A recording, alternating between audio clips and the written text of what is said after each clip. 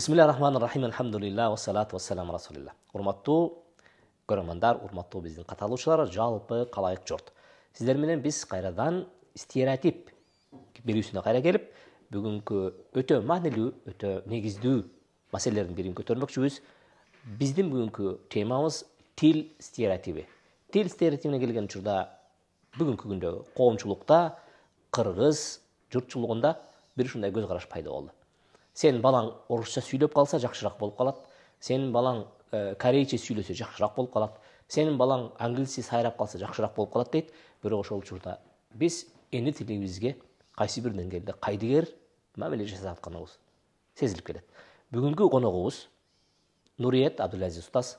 Кош келипсиз. Бүгүнкү тил стереотибинде келген учурда сиздин эң алгачкы сизден сурагым келген нерсе өзү эне тил ар бир улут үчүн канчалык маанилүү? Assalamu alaikum. Устаз, дагы бир жолу чакырганыңызга ыраазычылык билдирем. Бүгүнкү эфирибизде элге, жерге, жалпы журтчулукка пайдалуу болот деп ишенем. Тил өтө чоң бир инструменттердин бири. Кайсы бир улут болбосун, улутту сактап турган механизмдердин бири десек жаңылышпайбыз. Анткени адам туулганда эле адам өзү социалдык бир барлык, социалдык бир жандык деп коелу.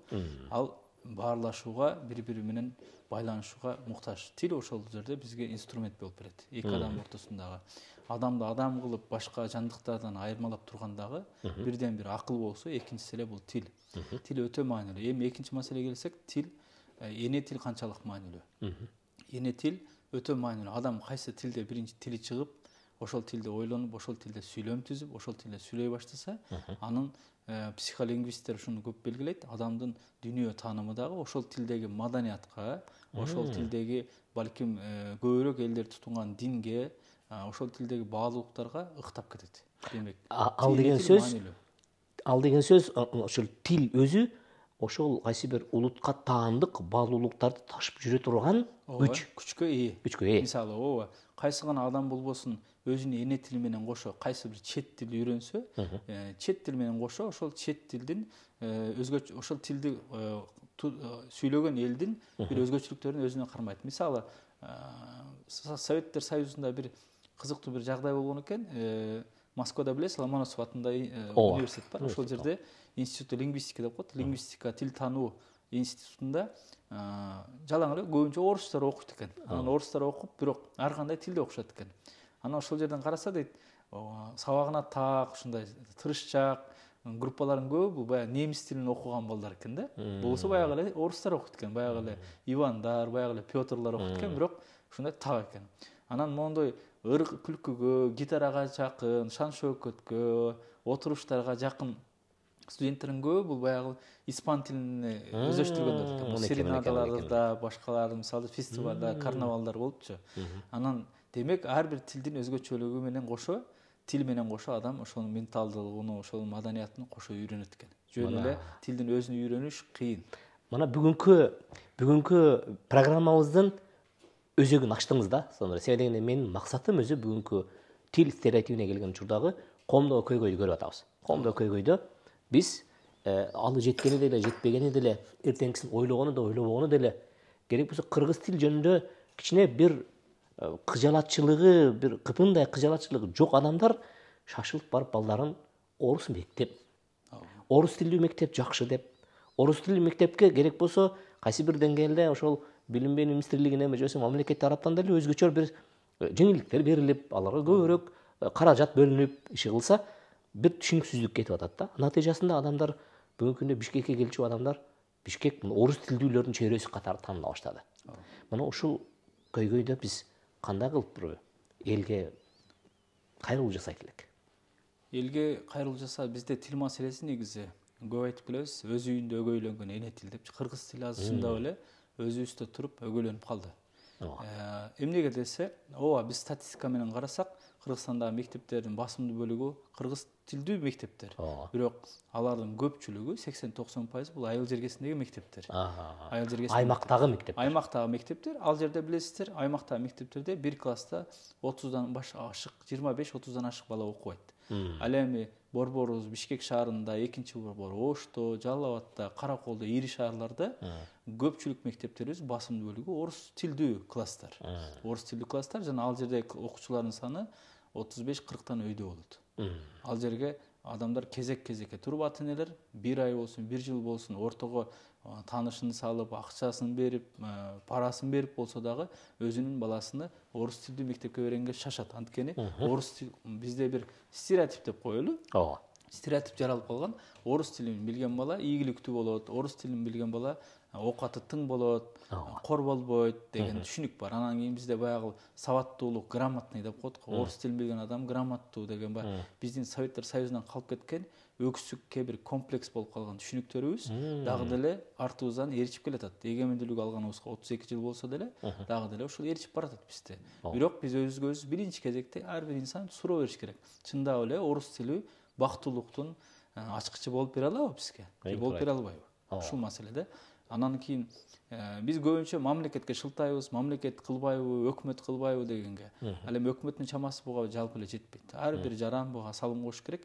Bizde bilesiz til maselesi desele жылына 23 сентябрь эскерилет. Ооба. Анан ошол менен бүттү. Тил майрамы. Тил майрамы болуп калат. Акыл эстүү 2-3 көз айнекчен агаларыбыз чыгып доклад окуп коет, Анан Чыңгыз Айтматовдун 1-2 чыгармасын кайталашат. Ооба, ошол менен бүттү. Ошол менен тил маселеси кийинки жылдын 23 сентябрына чейин унутулат. Эң жаманы ошол. Бирок учурдагы эле абалыбызды алсак, Бишкек шаарында 100гө жакын мектеп бар дейли. Ошонун көпчүлүгү орус тилдүү мектептер, ортосунда аралаш мектептер дагы бар. Анан кыргыз тилдүү жалаң гана кыргыз тилинде окутуу жүргүзүлгөн мектептердин саны 10% тегерегинде эле. 10% тегерегинде гана. Бир учурда бул билесиз, Советтер Союзу мезгилинде шаарыбызда 2-3 мектептен ашкан эмес кыргыз тилдүү мектептер. Калган мектептин баары орус тилдүү болгон. Ошол мезгилде залкар ушул атабыз Чыңгыз Айтматов өзүнүн демилгеси менен бир топ мектептерге демилгелеп ошо кыргыз тилдүү маселени көтөргөндө дал ошол эле мезгилде өзүбүздөн чыккан тың чыкмалар кыргыздан чыккандар. Бул деген улутчулдукка жатат, бул деген шовинисттик маанайды козутууга барабар деп Москвага тоголок кат жазган өзүбүздүн эле залкарларыбыз болгон. Ошо Чыңгыз атабыз ошонун артынан тил маселесинен бир топ кысымга кысым жеген. Ооба, кадимки. Анан 88-жылы мына биз билген шаарыбыздагы 68-чи мектеп, Алыкул Осмонов атындагы мектеп кыргыз тилдүү болуп, азыркыга чейин жалаң кыргыз тилинде окутуу жүргүзүлүп келет. Мен тагдырдын бир буйругу менен ошол мектептин жанында жашап, азыр учурда 2 уулум ошол жерде окуйт. Анан байкаганым бир да орус класс жок, жалаң кыргыз тилинде окутулат мектеп, бирок короодогу балдар баары кыргыз, баары орусча сүйлөшөт. Орусча сүйлөшөт. Мектептин короосунда орусча сүйлөшөт. Мектептин короосунда орусча сүйлөшөт. Демек, орус тили биздин ар бирибиздин көйгөйүбүз болуп калды. Азыр көпчүлүк ушул темпте кетсе, айылда баары эле билет. Бул ачык эле нерсе. Чоң аталар менен неберелер бири-бирин түшүнбөй бараткан бир учурга баратабыз. Чоң аталар кыргызча сүйлөйт, чоң ата, чоң апасы неберелери орусча сүйлөшөт мисалы. Анан эң көйгөйлүү мурун бизде Орусияда жүргөн мигранттардын балдары орусча сүйлөп, орус түшүнүгүнө ээ болуп атса, азыр шаар, эми шаардан бүтүп, айылда жүрүп, тили орусча чыккан балдарыбыз көбөйдү. Анткени медианын өнүгүүсү менен ар бир адамдын колунда телефон бар. Телефон аркылуу балдар эмнени көрөт? Балдар YouTube көрөт, YouTube'дан орусча мультфильм көрөт. Бул жерде биз орус тилди күнөөлөгөнгө акыбыз жок. Биз өзүбүздүн тилибизди бекемдей атсак, анда ал тилдин эч кандай көйгөйү жок. Эртең орус тилинин ордуна англис тили келиши мүмкүн, корей тили келиши мүмкүн, же башка тил келиши мүмкүн да. Болгону айтканыбыз, биз стереотиптик түшүнүктөн арылсак, чыксак, ооба, чет тил билүү, кошумча тил билүү өтө маанилүү нерсе. Бирок эне тилден кийин гана. Эне тил сөзсүз базасы курулуш керек. Мисалы, айтыңыз мисалы. Мисалы, мен өзүмдү айтып кетейин. Мен толугу менен бала бакчада, 11 жыл мектепте, 2 жогорку окуу жайда толук билимимди орус тилинде алдым. Орус мектепте окудум. Орус мектепте окудум толугу менен. Мен Пушкин, Достоевскийдин ааламында чоңойдум да, мындай айтмакчы. Бирок кайра кийин келип бир учурда кыргыз тилинде макала жазып, кыргыз тилинде котормо кылып, кыргыз тилинде сүйлөп, ошол кыргыз тилимди өнүктүрдүм. Анткени мунун түпкү базасыны мен атам түптөп кеткен. Атам биздин үй бүлөбүздө кыргыз тил сүйлөнчү, ар дайым кыргыз тилге маани берилчү. Анан биз кичине чагыбызда атабыз бизге көп жомок айтып берди атам. Ошо жомокторду, дастандарды, ошолорду айтып жүрүп, баягы кыргыздын тилдин базасынын негизини түптөп койгон экен да, пайдубалынчы. Кийин канчалык биз орусча окусак дагы түпкүрүбүзгө барып кайттык да. Мына үйдүн ичиндеги тарбия, жосо үйдүн ичинде кыргызча сүйлөө, бул негизги биздин мындайча айтканда тилди сактап калуудагы биринчи, мындайча айтканда бекем пайдубалдардын бири. Салурет, жогору жакта жакшы белгилеп өттүңүз да, мен көрөрмандарга айткым келип атты эле. Биз бүгүнкү тил стереотипине келген учурда кайсы бир тилди жектегибиз келген жок. Кайсы бир тилди айыптагыбыз келген жок. Биздин көйгөй эне тилин унутуп кетип аткандарды айыптагыбыз келип атат. Эне тилин жерип, аны өнүгүүнүн тили эмес, артта калуунун бир белгиси катары белгилеп, же болбосо ошону сүйлөбөй койсоң деле сен жашооң өтөт дегенде арты менен карап, башка тилге өзгөчө маани берип койгон адамдардын тегерегинде эмне стереотиптик көз караш бар экендигин ачыктап коюуну көздөп турабыз. Сануне, мына бул башка элдерде дагы ушундай эле көйгөй жок болбош керек. Башка элдерде ошо көйгөй менен жашайт. Бирок дүйнөлүк элдердин арасында өз тилине сергек карап, түз мамиле туткандардан мисал катары айта аласызбы? Албетте. Негизи тил маселеси баягы эле келип мектепке такылып атпайбы? Бул менин жеке пикирим, балким кээ бир адистер кошулбашы да мүмкүн. Менин жеке пикиримде мектептеги биздин тил саясаты абдан чабал. Анан кийин тил окутуу абдан оор. Биринчиден биринчисин эле алсак, биз 200 мамлекет, дүйнөдөгү 200 мамлекеттин ичинен 15 мамлекет бар. Ошолордо 3 тилдүү окутуу жүргүзүлгөн мамлекеттер бар да.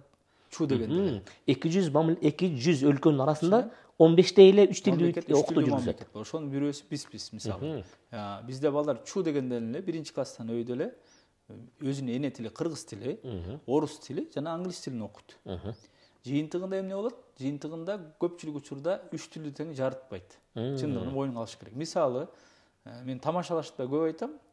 Мен ошол 10 жыл университетте бир 2 жыл англис тилин окуп турмун. Бирок англис тилин мектептерде окутуу менен канча деген мектептерде окутту, бар жерде окутуп атат, акча коротуп атат, мугалимдер болуп атат. Бирок баягы London is capital of Great Britain дегенден деңгээлим көтөрүлбөдү чындыгында. My name is Нуреттен башкага көтөрүлбөдү чын. Анан калышыбыз керек. Көпчүлүк айылдарда деле ошондой орус тилинин деңгээли меня зовут Нуреттен өйдө көтөрүлбөйт. Мисалы. Демек биз көп деген бул жакшы дегенге келбейт. Биз 3 тил десек эле жакшы эмес. Балким ушуну кыскартып, бизге 3 тил балким керектир. Бир кайсы бир мөөнөт бир чектен кийин. Мисалы жапондордун мисалын алалы. Жапондордо башталгыч класста негизги багыт, басым бул өзүнүн эне тили жапон тилинде экен. Анан кийин жапон маданиятына, андан кийин жапон тарыхы, Жапониянын тарыхы жана 4-түнчүсү бул адеп акылак, жүрүм турум, этика экен. Коомдо эң керектүү 4 нерсе экен. Ушул 4 нерсени үйрөнгөн бала кийин ал геометриясын болобу, физикасын болобу баарын деле окуп жетишет. Эң негизгиси адамдын коомго ылайыктуу болуп чыгуусуна зарыл болгон 4 предмет окутулат. Бул деген сөз анын тили, маданияты, тарыхы, адеп аклагы. Мына карабайсызбы? Мына бүгүнкү күндөгү биздин жалпы коомчулукка, деги келечектеги буундарга эң бир зарыл болгон кадамдарга биз эмне багыт берсек болот экен. Ал деген сөз ар бир кыргыз биринчи ал өзүнүн тилине, тарыхына, маданиятына, адеп аклагына. Ушул жерге келген учурда кээ бирки биздин мекендештерди угуп калабыз да. Кыргыз тили эмне? Ал биз кыргыз тилине караганда орус тили башка элдер менен сүйлөшүп алганга өбөлгө түзөт го деп, мындай айтканда орток тил катары эмне кылышат, муну өйдө көтөрө беришет да. Бирок чындап келген учурда орус тилдүүлөрдүчү мына самолетко отуруп учсаңыз, мына экинчи аэропортко түшкөндө эле ал деле эч нерсеге жарабай калат экен да. Вот ошондуктан айткым келет да, биз эгерде кыргыз тилинин өзүнө кайтсак, балким ошо кыргыз тили кененирээк белет, себеби дегенде бизге тектүү элдер бар да, түрк деген, жалпы түрк элинин тилдери, анын ичине ким түрктөр кирет, өзбектер кирет, уйгурлар кирет, башкырлар кирет, татарлар кирет. Бул аалам ушунчалык чоң аалам да.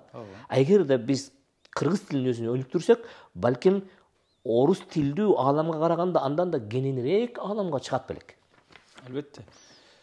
Биз баягы негизги баягы мындай тарыхтагы биздин соңку баягы учурдагы имараттарыбыздын курулуп калганы, мамлекеттүүлүгүбүздүн түптөлүп калганы соңку 100 жыл ичинде биз ооба жаманбы жакшы орус эли менен бирге болду да. Анан орус тили менен болду. Ооба. Ошон үчүн биз орус тилди баягы бактылыктын формуласындай эле көрүп атабыз, бактылыктын ачкычындай элечи, элексириндей эле. Ооба, орус тилини окубай койгула, эне тили менен окугула дегенден алыспыз. Эне тилди негизгиси окуш керек, чет тилди. Биринчи эне тилди бышыктап, чет тил катары. чет тил катары эне тилге айланып кетпеш керек, чет тили. Мана ушул жерде токтоло турган маселе ушул жерде. Ооба. Биздин эне тилибиз бул негизи пайдалуу болуш керек. Андан кийинки коюла турган кырчтар канча тил билсең, ошончо дил билесиң дейт кыргыздар.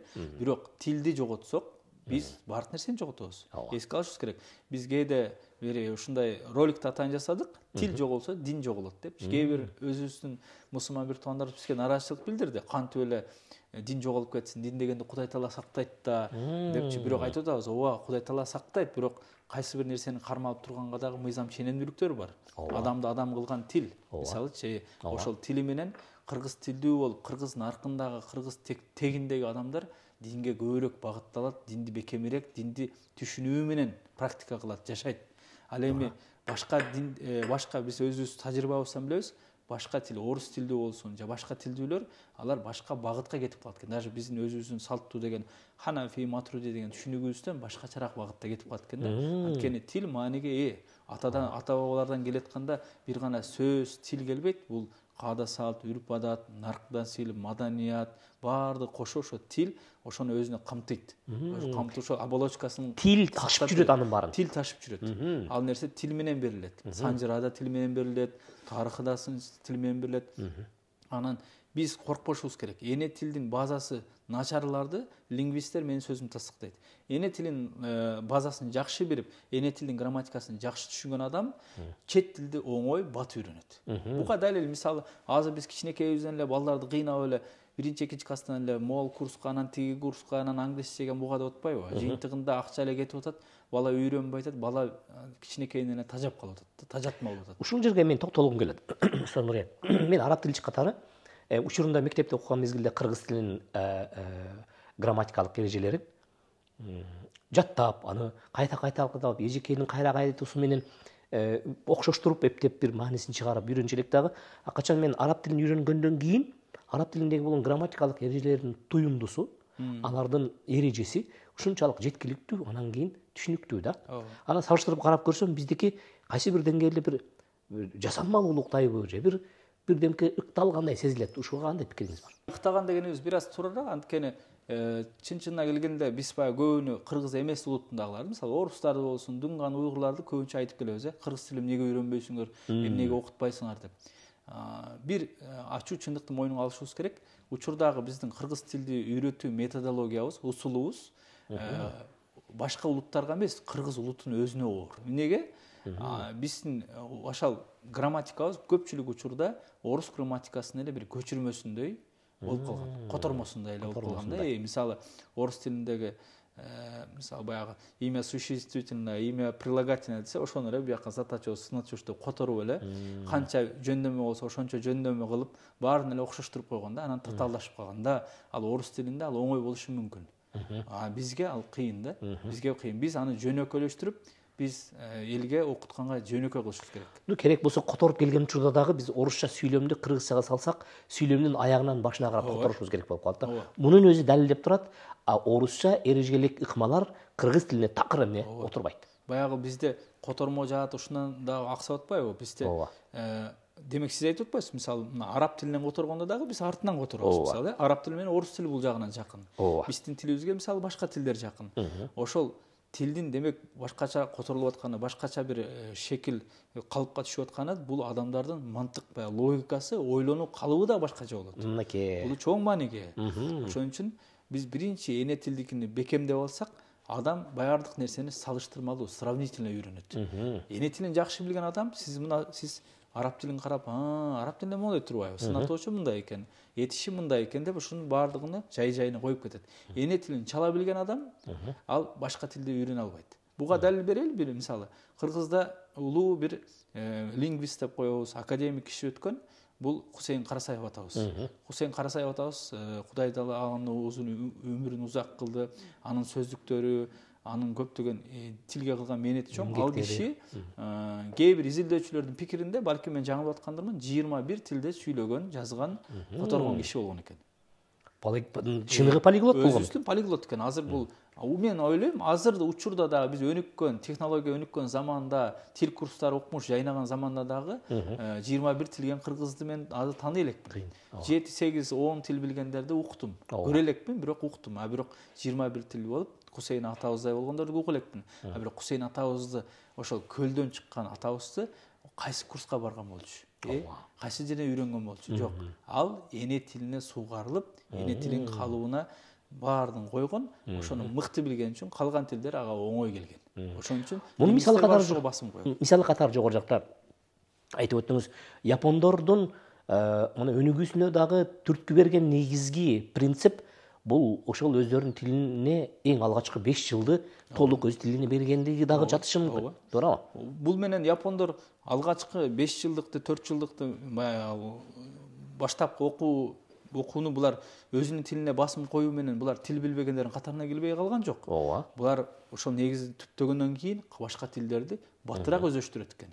Биз да балким Кыргызстанда балдарды кичинекейинен эле кыйнап эле баарын англис тили, орус тили кылбай, балким эки тилдүүлүккө, эми дароо эле бир тил кыла албасак дагы жапондордой болуп, эки тилдүүлүккө кылып, бир 5-класстан өйдө, анан кийин кошумча тил үйрөтсөк. Беркилерди бекемдеп алып, анан бир сыйра инвентаризация деп коет, жалпы грамматикалык усулдарыбызды карап чыгышыбыз керек. Уялбашыбыз керек, коркпошубуз керек.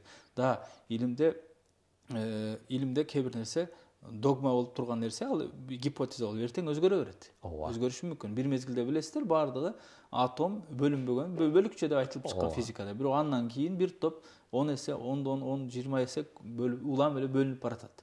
Бөлүнүп эле кетип атат. Демек, илимде бир нерсе айтып туруп эртең карама каршы чыгып калса, илимде эмне бар? Илимдин адеби ушундай, бул ката турбайбы?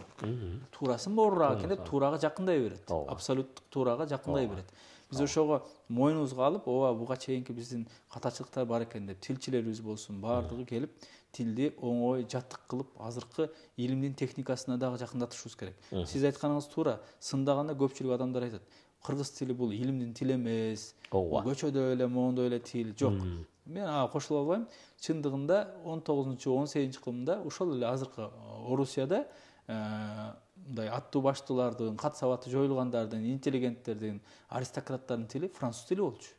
Баардыгы бири-бири менен французча сүйлөп, орусча сүйлөө уят болчу. Орусчаны деревенщина, айылдагылар, кыштактагылар сүйлөйт. Орусчада сүйлөйсүң деп. Орус тили техниканын тилинин такыр туура келбейт деп айтыш экен. Мен ошого таң калдым да. Учурда көрүп атасыз, болт деген сөздөн баштап баардык механикадагы, техникадагы терминдердин баары, түшүнүктөрдүн баары азыр орусча. Мисалы биз орусча колдонуп атабыз го. Демек, кыргызча деле кылсак болот. Аны бара-бара өзгөртүп, элге ошону жаттык кылып үйрөтүшүбүз керек. Анан элге жугумдуу болуш керек.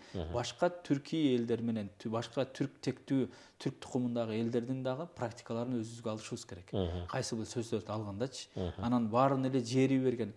Таптаза эле кыргыз тилди кылыш кыйын. Ар бир тилдин негизи табияты ошондой, башка тилдер аркылуу да байыйт. Туура айтасыз. Болгону сингармонизм өзүнүн эрежеси менен кошот. Эрежесине, тамырына барып илешкен болсо, бул сөзсүз түрдө пайдасын алат. Сонуре, акыркы 2 жылдын ичинде өтө көп байкадым.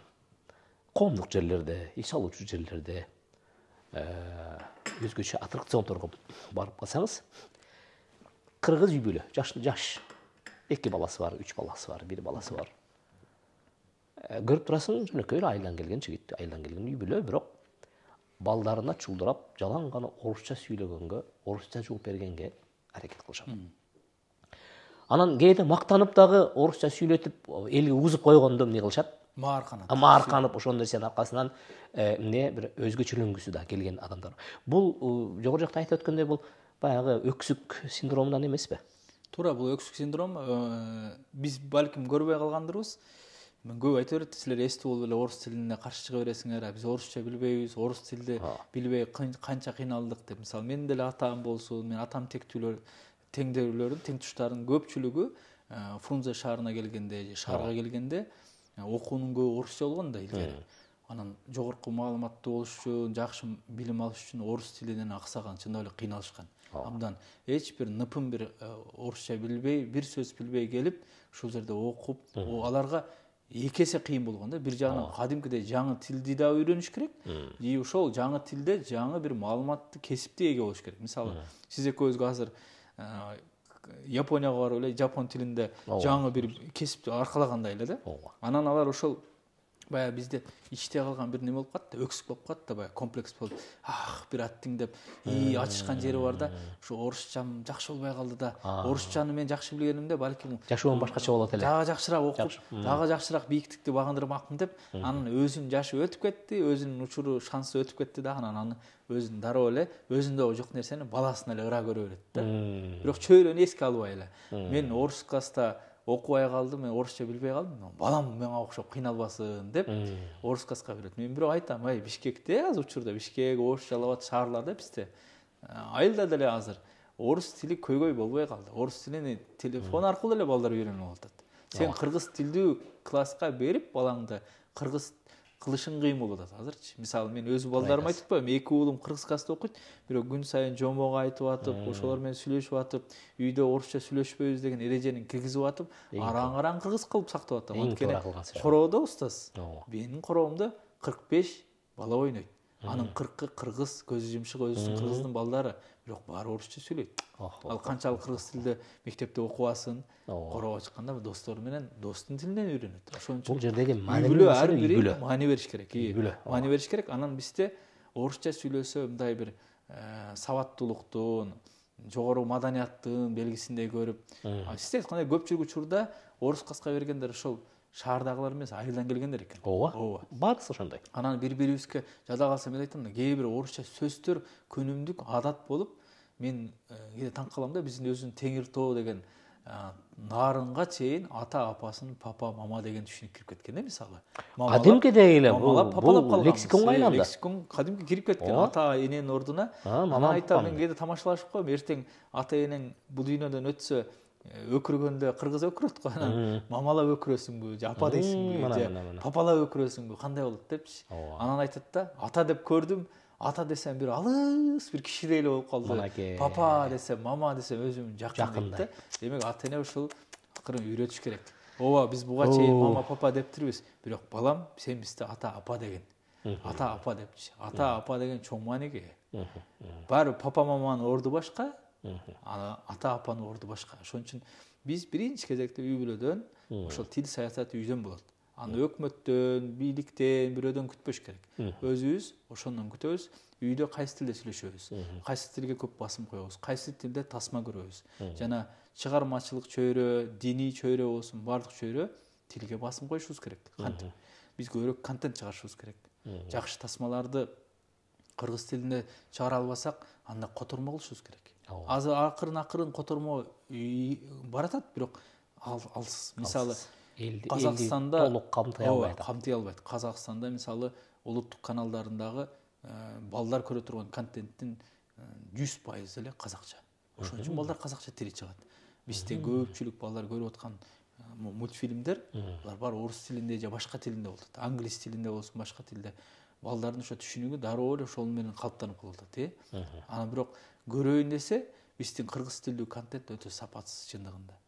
Учурунда билесизби, мындан бир эгемендикти алгандан кийинки 98-2000 жылдардан тартып казак телеканалдарынан мен атайын алар программаны даярдаш, алар багдарлама деп коюшат программаны. Ал жердеги мамлекеттик тил комиссиясынын ушунчалык катуу иштегенин мен байкадым да. Себеби дегенде жума сайын атайын тилчи, лингвисттерди алып келип коюп, жашы улуу адабиятчы, эмгек сиңирген муунду өзүнчө отургузат, жанында жаш ошол мезгилдин тилине, технологиянын тилине жакын жаштардын бир тобун алып келип, адистер. Анан ортодо бир тилдин бир сөздүн тегерегинде сааттап талкуулагандарын көрчү элем да. Азыр сиз айтып аткандан мен түшүнүп атам, мына ошол эмгектин кайтарымы бүгүнкү күндө аларды эмне кылды, жол ачып берди. Ошондуктан биз бир гана жоопкерчиликти баягы жеке адамдарды өзүнө калтырбастан кайсы бир деңгээлде мамлекеттин да жоопкерчилиги бар деп белгилеп өтүшүбүз керек го дейм. Жок, албетте мамлекеттин бул бар. Менин оюмча кээ бир учурларда мамлекет буга чоң, эми бул саясий да маселелер бар. Кээ бирлери өз тилин бекемдөө башка тилимди басмырлоого жатпайт да. Ооба. Бирок кээ бир адамдар ушундай түшүнүп алгандар бар экен да. Мисалы биз кыргыз тилин бекемдесек, мисалы иш кагаздарды кыргыз тилинде кылалы. Президентибиз азыр учурда айтпадыбы? Эч болбосо 50%-ын кыргыз тилинде кылганга жетишели депчи. Десе, буну көпчүлүк адамдар кээ бирлер улутчулукка жоругандар бар экен, башкага жоругандар бар экен. Жок, биз ошол тилдерди кылабыз. Мисалы, тилди колдоо үчүн биз акчаны аябашыбыз керек. Акча өксөм, анткени тил кетсе, дил кетет, дил кетсе, дин кетет, дин кетсе, тарых, маданият, эртең мамлекетте кетет. Баардыгынан кол жууйбуз. Ошон үчүн тил биринчи ошол баардык нерсени, баалуулуктарды ташып жүргөн бир транспорт сымал да булчу. Транспортуң жок болсо, канча сен жүгүң болсо да алыска бара албайсың. Демек биз ошо тилге көңүл бурушубуз керек. Дин жаатындагылар өзгөчө, мен көп ойлойм, дин жаатындагылар ушул тилге бекемирээк болуш керек да. Биздин азыр өзүбүздүн мусулман бир туугандар, динде бекем карманып, динди түшүнгөн адамдар өзү тилге күйүш керек. Анан эгерде динге салым кошом десе, тилге салым кош керек. Эң туура айтасыз. Тилге кылсак, ал динден да кайтат. Мисалы, мына биз тилибизди кыргыз болуп сактагандыгыбыз үчүн кылымдар бою динибиз дагы 10 кылымдан бери сакталып келатат. Тилин жоготкон, өзүбүздүн эле тектүү болгон биз менен буряттар эмне болду, хакастар эмне болду, мисалы башка якуттар эмне болду, тил кетти, маданият кетти, тарых кетти, өзүн өзү таануу кетти, нарк насил, каада салт кетти, баары кетти. Эми ким калды? Аттары дагы жада калса өзгөрүп кетти. Иван, Петр болуп өзгөрдү дагы, өңү эле калды. Эскиден өңү эле калды. Бирок өң чечпейт экен. Өң ал эч нерсе. Тарыхый адамдар болгон экен деген нерсеге айланат. Андан башка аны сактап калган, аны ташып жүргөн, аны коргоп жүргөн эчтеси калбай калат экен, тилин жоготу. Мына ушул тегеректе бүгүнкү мен кээ бир көрүнүштөрдү караган мезгилде менин ошол 90-91 жылда шаарга келген нерсем элестетилип кетет да. Күлкүлүп дагы айткачкы, эми остановите натагалака малды деп сүйлөгөндөр бар. Эми мен билем ошол мезгилде жаңы эле эгемендикти алгандан кийин бул жердеги чөйрө дагы орус чөйрө болчу, бул жердеги орустар дагы абдан көп болчу. Адамдар деле ошол орус тилинен чыга элек болчу да. Анан автобуска отурсаңыз, жалпы коомдук унаалар болчу, каттачуудагы коомдук унага чыккан мезгилде талон берчү. Талонду ал жөнөкөй жука кагаздан түстүү кылып боеп туруп чыгарат эле дагы, ошол талонду эмне кылат эле? Тештирип, компостерден чыгарат эле. Ошону сөзсүз түрдө передайте билет деп. Талон передайте деп сүйлөшүң керек эле да. Талонду берип коюңузчу, бастырып койсун деген сөздү угуу мүмкүн эмес эле. Бул таптакыр бир азаптын бир азабы болчу да. Аны жаттап алып айта албай жүргөн. Алды тилиң келбей, анан кыйналып, ушундай өзүңдү бир кемчиликтүү сезип, эми азыр айтып койсом кандай карайт экен эл деп, ушундай бир комплекстер бар болчу да. Бүгүнкү күндө болсо ал нерсени комплекс катары эмес, аны кайсы бир бүгүнкү күндө ошентип сүйлөп калуунун өзүн орусчалап, өнүгүүнүн, алдыга жылуунун, өзгөчөлөнгөндүн формасы катары эмне кылып атабыз, биз сунуштап атабыз элге. Ошондуктан Устан Нуриет бул тил маселесине келген учурда, тил бир отуруп сүйлөшүп калган учурда айткан бир сөзүңүз эсимде турат да. Бул тил керек болсо адамдардын курчап турган чөйрөсүнөн тартып, анын ички сезимине чейинки баалуулуктарды көтөрүп жүрөт деп. Эгерде биз асманды карасак, асман деген сөздүн өзүндө эмне жатат? Эгерде биз жерди карап жер десек, же болбосо керек болсо Кудай Тааланы таанууга келген учурда дагы негизги өзөктүк нерселерди ташып жүрөт дедиңиз эле. Ушул тегеректе ар бир сөз күчкө ээ да. Биз мисалы биздин өзүбүздүн динибизде деле айтпайбы, алгач калем жаратылды, калем жазды депчи. Ошол эле мисалы Ибрахимдик диндер деп коет го, теологияда. Бул христиан динин алганда деле, христиан дининде деле биринчи аяттары келгенде Инжилден аларда и было первоначальное слово, и слово было благое дейт. Биринчи сөз жаратылды. Анан кийин сөз дагы жөнөкөй эмес, жакшы сөз болду депчи. Демек сөз чоң күчкө ээ. Мисалы кээ бир философтор, мисалы мен сыйлаган Гезер Жымал аттуу философ жакшы айтып атат, кыямат күндүн мен түшүнүгүмдө дейт, коом бир мезгилде кыямат күнү туруп бири менен сүйлөй албай калат дейт, сүйлөшө албай калат дейт. Тил деген неымат жоголуп кетет дейт. Адам бирин бири түшүнбөсө эмне болот элесиң? Бул хаос. Бул чоң хаос калып келет. Сен таш алып кел десең, ал кыш алып келсе, сен отур десең, ал тур десе, аялың менен сүйлөшө албасаң, балаң менен сүйлөшө албасаң, сени бирөө түшүнбөйт, сен бирөөнү түшүнбөйсүң. Эң чоң неымат тил экен да. Тилге өтө чоң маани бериш керек. Тилге, тилди өнүктүрүш керек. Тил бул живой организм сымал, бир дарак сымал. Аны ар дайым астын чаап, суу карып, тил анан өзгөрүп турат. Тилди катуу эле кармап калуу кыйын. Мен албетте тил боюнча болгону кээ бир сындагандар да бар. Коомчулукта тилдин тазалыгын да кармашыбыз керек. Биринчи кезекте биз мусулмандар биринчи кармашыбыз керек. Ооба биз кээде динге башотубуз менен келгенде кээде башка тилден огон тилдердин эквиваленти ошонун ордуна колдонуучу сөз биздин тилде болсо, өзүбүздүн эле тилдин колдонгонубуз болот. Мисалы азыр биз дин десе эле адамдар көп эле кээ бирлерин кызыр келип атпайбы? Ар бир сөзгө эле иншаллах, анан мындай дей бересиңерби, анан машаллах дей бересиңер деп. Кыргызда деле ошол динден келген сөздөрдүн эквиваленти өзгөрүп колдонулгандар бар. Мисалы бизде баракелде дейт, баракелде деле түү келип эле арабчадан келип атат да, баракалла депчи. Аллах тааланын берекеси болсун сага депчи. Ошону биз сингармонизм менен өзгөртүп алдык. Же болбосо иншаллах десек дагы болот, буюрса деп колдонолу. Кудай кааласа, Кудай кааласа, Кудай жалгаса деп ошондой кылып колдонолу. Тилди байыталы. Анан биз башка тилден келген сөздөрдү дагы колдонууда тилде биз чоочула башыбыз керек да. Эмнеге биз интернет, Wi-Fi, же болбосо роуминг, же болбосо тариф деген сөздөрдү колдонуп атпайбыз? Жапжакшынакай эле анан чочуп айтабыз. Эмнеге биз башка араб тилинен болсун, башка тилдерден коркушубуз керек?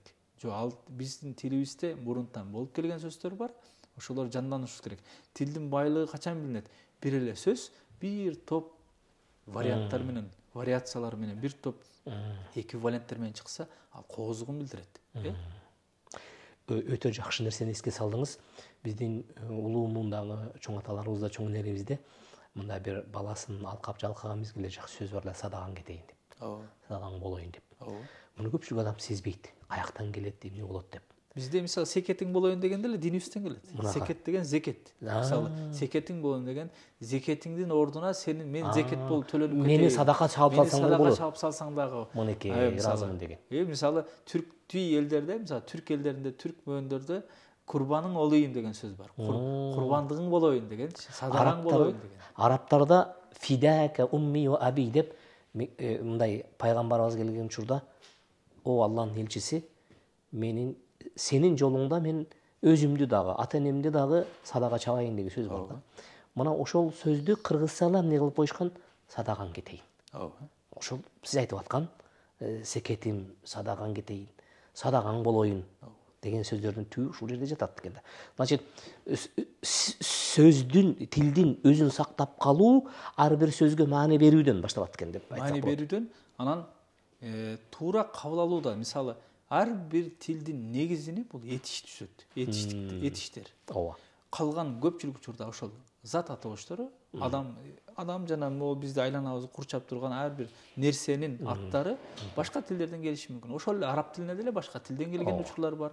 Бизге деле келген бар. Кээ бир учурларда араб тилинен, биздин тилден араб тилине барып, кайра бизге келди деген мисалы тилчилердин варианттары бар да. Мисалы мен бир эле мисал айтайын.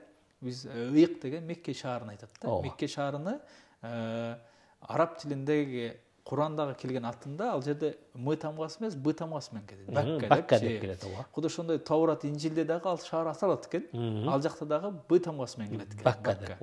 Ошону биздин түркологдор, түрк тилини изилдөөчүлөр айтат, бул түрк тилдеринин элдеринен келген дейт. Эмнеге десе, түрк тилдеринде бир жерде отурукташып, эс алып алып кайра жылган жерди каттамды ошо бекет деп коет. Бекет бар, автобекет дейбиз. Мына бекет дейбиз. Бекет дейбиз. Ошол дейт, баккат деген баккат болуп дейт. Ошол оазис болуп, суу болуп, бир жерде баягы кербендегилер барып, бир токтоп өтө турган. Токтоп, кайра өтө турган жерде бул бекет деп калып, баккат деген жер кийин баккасы Маккага айланган деген вариант бар да. Демек, Түркия бир сөз барып, кайра бизге келип, бирок бизде азыр Мекке түрүндө колдонулат. Биз Макка дебейбиз да. Чоң тарыхый бир мындай гипотезаны эшигин ачтыңыз да, Санурет. Теологдор айтышат. Демек биздин дагы Түркия элдер бир мезгилде ошол пайгамбарыбыз салам мига чейин эле Ибрахимдин доорунан кийин эле ошол жактарга соода саттык менен башка менен барып келген деген бул мына ушул гипотезени айткым келип атат. Ушул жердеги теологдордон, дин таануучулардан бир жигит айтты эле. Эмне үчүн ислам арабтарга түшөт? А бирок арабтар ошо колдоруна түшкөн нерсени колдонуп, керектүү аймактарга чейин жеткире албай, алсыздык кылып калган дейт. А бирок каякта бул жакта жашап аткан түрк элдерине ислам арабтарга караганда бир канча жыл кеч келди да. А бир канча жыл кеч келгенден кийин муну булар мурдатан билип жүргөндөй эле колго ала калып эле кайрадан ошол жака дүйнө чар тарабына карап эмне кылышты дейт, көтөрүп жөнөштү дейт да. Карап көрсөң ошол дин түшкөн, арабтарга түшкөн диндин өзүн арабтарга караганда дагы ыкчамыраак дагы батыраак кабыл алып, аны жашоосуна киргизген түрк эли болгон. Бул эмнени түшүндүрөт дегенде, дин өзүнүн түшүнүгүнө келген учурда, өзүнүн алгачкы маңызына келген учурда, ушул жерлерде дагы бир пайгамбарлардын бирөөсү жашап өткөн дагы, буларды кадимкиде ошо менен журулуштуп жашап өткөн дейт да. Бир мезгил келген дагы оош кыйыш мезгилинде үзүлүп калган. Үзүлүп калган мезгилде адамдар өз багытын жоготкон.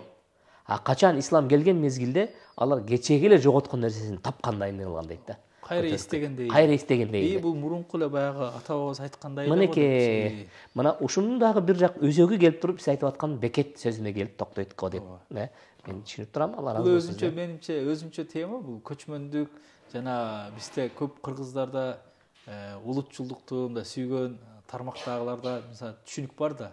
Ислам дини улуттун иденттүүлүгүнө, өзөгүнө сокку урабы, жоготобу, аны өзүнө жумуруп, арапташтырабы? Кыргыздар мисалы арапташып кетпейби, исламга азыр кире берсе, анан кийин улуттук нерсебизди жогото албайбызбы депчи. Бул боюнча менимче кенен дагы бул өзүнчө бир сабак кылалык, стереотип. Бул дагы себеби дегенде көпчүлүгү кетип аттуу баштуу эле окумуштуулар чыга калып эле биз арапташып кеттик деп коркуп беришет. А чындап келген учурда биздин арабтарга болгон таасирибиздин мезгилинде күчтүүрөөк болгондугун дагы биз эмне кылсак болот, белгилеп өтсөк болот. Ошондуктан урматтуу көрөрмандар, бүгүнкү программабыз тил стереотиби. Сенин тилиң бар болсоң, сенин келечегиң бар. Сенин тилиң бар болсо, сенин эртеңиң бар. Эгерде тил жоголсо, анда эчтекен калбайт деген биз тыянак ээлеп отурабыз. Анда бул стереотиптин чечүү жолу, жыйынтыгына келген учурда устаз. Тил маселесин өзгөртүүдө албетте мамлекеттин да өзүнүн салымы үлүшү болуш керек. Бирок Кудайга шүгүр, баягы кээде жакшыны да көрө билүү, бул да жакшы бир эрдик дейт го. Учурда акырдык менен жылыш бар.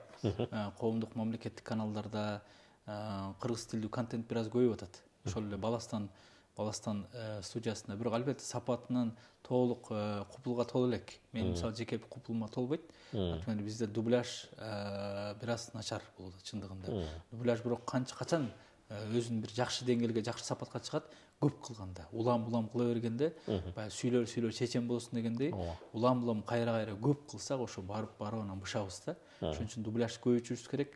Анан мамлекет азыр ушул жаатта көрнөк жарнактар маселесине, анан азыр мисалы бизде кээ бир телевиденияларга мыйзамдар бар, ушулардын иштешин контролдош керек. Мисалы ар бир телеканал өзүнүн жалпы чыгарган берүүлөрүнүн канчалык бир пайызынын төмөн эмес кыргыз тилинде болуш керек, мамлекеттик тилинде. Мисалычы азыр кыргыз тест аркылуу ар бир мындай талап бар да, мамлекеттик ишмер, мамлекеттик кызматкер кыргыз тилин билиш керек.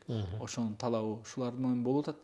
Анан мен көбүнчө коомчулуктун өзүнүн дагы үлүшүнө токтолоюн деп атам да. Биз эмне кыла алабыз? Ар бир жаран биринчи кезектен өзүбүз кыргыз тилибизди билбесек үйрөнөлү. Уялбай эле үйрөнөлү. Айтыш керек, түз эле. Мен билишим керек деп эле. Мен билишим керек, мен жакшыраак үйрөнүшүм керек деп. Кыргыз тилди китептерди окуйлу. Жакшы болгондо дагы көбүрөөк мен жеке сунушумда классикалык китептерди, чыгармаларды, адабий чыгармаларды. Мына ушул жерге токтолоюн дедим эле. Көпчүлүк адамдар баягы тили чыгат да, эне тили да, өтөт да. Анан ошол сүйлөп аткан тилдин өзүн мен тилди билем деп санашат да. Ушул тилди билгенге киреби? Жок, бул кирбейт. Сүйлөгөн дегенде мисалы ар бир мисалы орус тилинде 150 000 сөз бар дейт, биздин кыргыз тилинде да ар кандай сандар айтылып жүрөт, 100 000 тегерегинде ага жетпеген сан депчи, жалпы кыргыз тилинде сөздөр деп.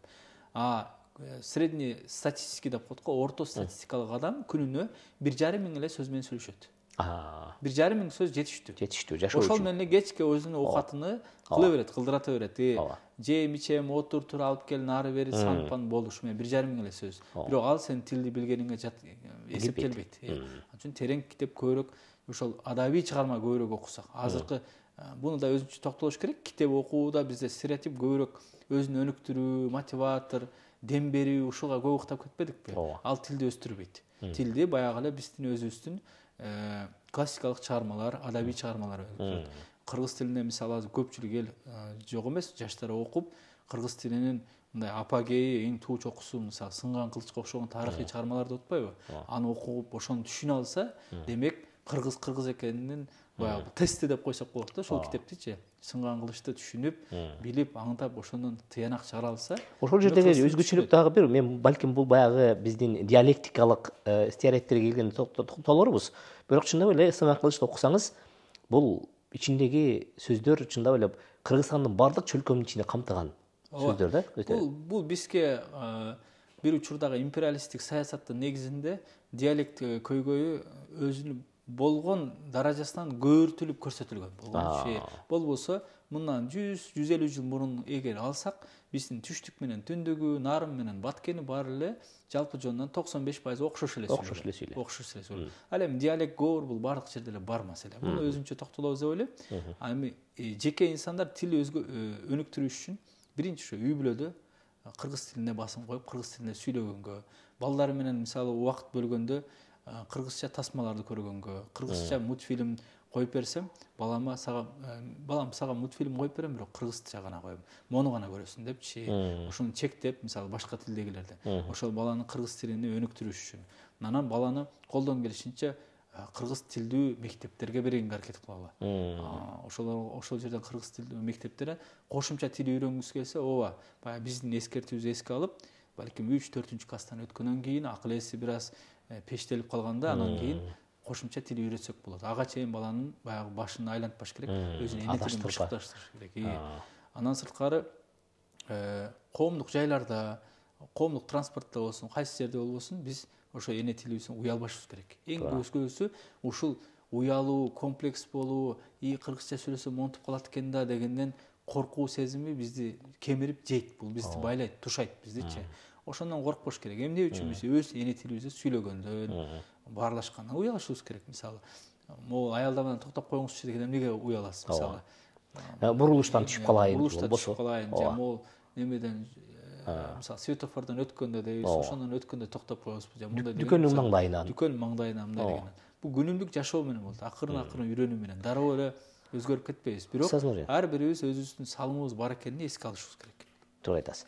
Бүгүнкү азыркы көрүнүк жарнактарга токтолбосок болбойт. Көрүнүк жарнактардын дагы мааниси чоң, себеби дегенде адамдар дайыма көрүп жашайт да, чоң дебей, кичине дебей, бардысы. Керек болсо бизде жашаган башка улуттагыларга дагы ошол чоң эмне болуп калат эле, бир курал окута турган. Ошондуктан мен ичим чыкпай келет. Кээ бирде кинолордун которулушун, бир кинонун аталышы бар, аны которуп коет, эмне деген сөздү каяктан таап келгенин билбей каласың да. Мына ушул жагында бизде сиз айткан көрүнүк жарнактар, афишалар, мисалы баягы жаңы тасмалар чыкканда, же эч болбосун азыр бизде жакшы мыйзам бар негизинде. Маркеттерде сатылган чоң ири дүкөндөрдө сатылган товардын артында сөзсүз кыргызча нускамасы болуш керек. Мисалы, дары алсаңыз деле азыр, дарыканадан дары алсаңыз деле, дарынын деле баягы колдонуу баракчасы, инструкциясы болуш керек кыргыз тилинде. Бирок көпчүлүк учурда мен деле дары сатып алганда, мен өзүм кыргызча ыктаганым менен кыргызчасына караганда орусчаны окуганга мажбур болом. Эмне үчүн? Анткени кыргызчасына түшүнүксүз, өтө одоно которулган, түшүнүксүз. Аны окуп туруп, ал менен ошол нускама менен дары иче турган болсоң, сен тескерисинче уланып калышың мүмкүн да. Демек котормодо туура эмес. Бизде мыйзам өткөзүш үчүн эле галочки деп коет, ошондой эле которуп койгон. Көпчүлүк учурда көрүнүк жарнактарына абалы бизде азыр билесиз да, Google Translate деген программа бар. Google'да эле котормосу бар, ошого салып эле которуп койгондой да. Биз негизинен түшүнүшүбүз керек. Котормонун да өзүнүн бир усулу бар, өзүнүн тартиби бар. Котормодо сөзсүз сөзмө сөз берүү керек эмес.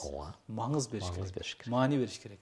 Бул жерде башкача болсо, бул жакта башкача эле бер, болду. Эң туура айтасыз. Вы не покупаете квадратный метр десе, сиз чарчы метр сатып албайсыз деп эле которуп коюп атат да. Ошондой болуш. Кыргыз чарчы метр дегенди биринчи ал сөз өзүбүзгө жакшы жуга элек.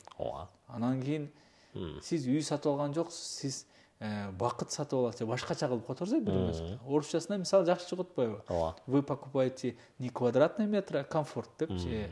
Ошону которгондо биз маңызын түшүнөлү. Bundan биз баягыдай маркетинговый ход деп коет го. Биз соодагер катары алармандан эмнени күтөбүз. Ошо күткөнүбүзгө жараша ошону эле кыргыз тилинде беришибиз керек да. Көпчүлүк учурда мен да котормо менен алектенем да. Котормолордун көпчүлүгү ушундай да.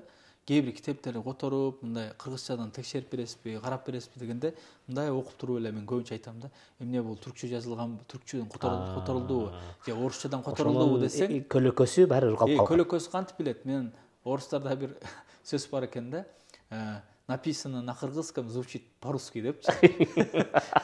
Ошондой болуп калат экен, көпчүлүк которгондо дагы ошондой сүйлөм түзүү, мисалы азыркы балдар байкасаңыздар, орус тили менен тили чыккан балдардын кыргызча сүйлөөсү дагы ошол орусча калп менен.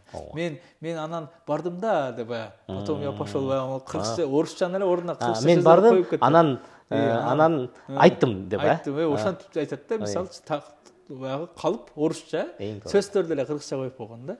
Ошого анын негизини түпкүрүгүн кылыш керек да. Окуп атканда, мисалы биздин улуу акыныбыз бар, Алыкул Осмонов. Алыкул Осмоновдун чыгармаларында, котормолорун окусаң, кээ бирөөлөр айтат да, мисалы мен Шото Рустебелинин Жолборс терисинин жаман кабатында орусчасын окуганмын мектеп чагымда.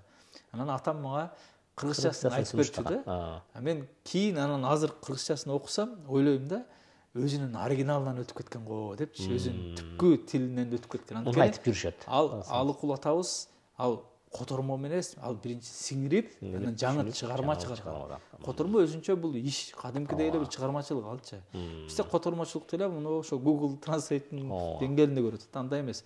Оодаруу эмес бул жөн эле. Которуу, маңызын бере берүү. Значит, котормочулуктун дагы оң анан тескери таасири чоң турбайбы? Ушул жерге келгенде жогору жакта мамлекет дагы өзүнүн каналдар аркылуу, өздөрүнүн колунда болгон ресурс аркылуу тил жайылтууга өз салымын кошуп кеткен. Бирок биринчи каналда жүргөн бир жаш балдарыбызга 15 жылдан бери сугарып келаткан бир мультик бар. Бул баягы Такай. Бул жерде мен ушуну иринжип кеткен нерсе бар да. Келип туруп Коделеке Такай деген алып берет. Экинчиден Акылай менен жандагы Актан келип туруп Такайдан акыл сурайт. Кантип эшектен биз акыл сурашыбыз керек деп. Мындай айтканда, ал жерде болгон сөздөрдүн дагы кээ бир ушундай сөздөр болот, түздөн түз эле жаңы эмнелер алып келет, орусча сөздөрдү алып келет. Мен бүгүн колесо жасаймын деп сүйлөтөт да. Ушул өзү кайра биздин жашыбызды талкалап атпайбы? Албетте талкалайт. Биринчиден сиз ошол жагын алыңыз, мен жалпы эле айтып коеюн. Медиа жаатына бир аз аралашып жүргөн катары, кино, мультфильм биринчиден балдар көрбөйт аны. Учурдагы балдар эмне үчүн? Динамика абдан начар. Ал жерде баш эле монтуп кыймылдап аткан, башка жерде ал жөн эле мындай эле сөйлөкөт. Эки бала монтуп келип эле, анан Такай үчүнчүсү болуп эле келе берсе, балдар аны көрбөйт. Азыркы мон, баягы орустардын фиксики, трикота, ушуну муну менен чоңойгон балдар алар. Алар мону көрүп туруп кой дейт. Бул баягы биз илгерки тиги эски согушка чейинки тасмаларга окшошуп калат.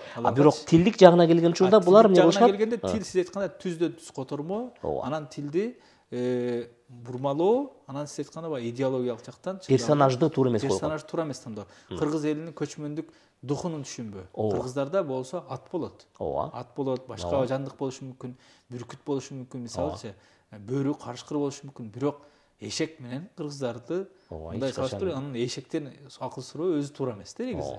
Анан ал жерде да көпчөгөн нерсе бар. Бунун себебинде анын мындай да тасма бүткөндө аягында буну ким түзгөн, ким жазган кылсаңыз, окусаңыз бир да кыргыз жок арасында. Керек болсо ошону Сорос фонд эмне кылат экен? Сорос фонд каржылайт, фонд каржылайт, башкалар кылат. Көпчүлүк учурда биздин тил маселебизди биз эмес, башка элчиликтер, башка өлкөлөрдүн элчиликтери, башка фонддор, ушундай бир уюмдар, кайрымдуулук уюмдар башка кылып атканы бул өкүнүчтүү да. Биринчи кезекте биз буга кайрылышыбыз керек. Бул жерде дагы мен ойлойм, бир ана жөнөкөй эле суроо эмес, бир чоң суроолор бар. Себеби дегенде бул ар бир биздин кыргызстандык ойлонуш керек. Ар бир жаран, мындайча айтканда, кыжарат болуп карай турган маселе.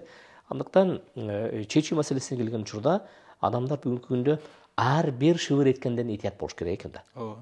Тил маселесине келген учурда. Көрө бер деп эле кыргызча контент деп эле, мисалы, көпчүлүк учурда билесиз, биздин азыр кыргыз тилдүү контенттин тасмалардын көпчүлүгү тамашанын дегенгелинен өсө элек. Ал болгондо дагы юмордун черный юмор деп коет. Өтө төмөн, моундай бир кир аралашкан, мындай бир артты бир жакшылык менен бүтпөгөн, же болбосо аялдык табияттан, фытыратынан чыгарган, эркекти эркектиктен чыгарган, ошону тамаша иретинде кагазга ороп, акырындык менен биз кирип кеткенин билбейбиз. Анткени көптөгөн тасмаларда, көптөгөн фонддордун ишмердүүлүгүндө бир ууну ичириш үчүн 99 акыйкат айтылат. Сен ороп туруп жедиргенде билбей байкабай жей аласың, бирок акырындык менен ошол уу таасир берет, бир күнү өзүн өлтүрөт. Ал өлтүрөт сөзсүз. Ал коом өлөт деген бул кайдыгерлик күчөйт. Биз ошондой терс көрүнүштөрдү, мисалы бизде кызтеке, ажы кыз деп коет го бизде кыргыздарда. Эркек киши мисалы аялдын кийимин кийбейт, эркек киши мондой деген. Бизде ал бул мындай тасмалар көбөйүп кетти Кыргызстанда. Бир топ тасмалар чыгуусу менен бул акырындык менен нормага айлануусу жаман да. Ошонусу бул коркунучтуу. Урматтуу мекендештер, калайык калк. Бүгүнкү берүүбүздүн убактысы аягына чыгып калды. Санурет, сиздин дагы айтам деген сөздөрүңүз көп эле. Буюрса кийинки берүүлөрдө биз дагы мүмкүнчүлүк беребиз буюрса. Анда эмесе биз жалпы калайыкка калкка кайрылып, эгерде силерде ушул тил маселесине тиешелүү кайсы бир сунуш бар, пикириңер болсо, анда биздин комментарийлер калтырсаңыздар болот. Сиздер менен кийинки берүүгө чейин коштошобуз. Ассаламу алейкум ва рахматуллахи ва баракатуh.